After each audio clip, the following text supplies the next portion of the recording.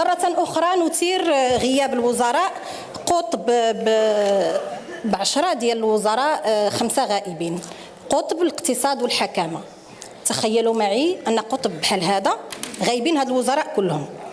هذا كيعطينا فقط إشارة واضحة أن هاد الحكومة هذه وهاد الوزراء هذه عاجبهم القصاير اللي مقصرين في الجهات والأقاليم وناسيين دورهم الدستوري. خليني نكمل الهضره ديالي. هاد الغياب المزمن يسائلنا جميعا أغلبية ومعارضة السادة النواب رجاء لن تخرسونا، لن تسكتونا، خليونا نهضروا.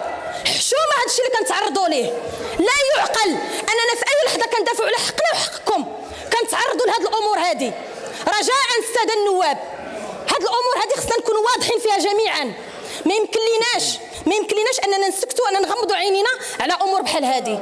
واش بان لكم نورمال ان الحكومه كتجاوب في الاقاليم وفي الجهات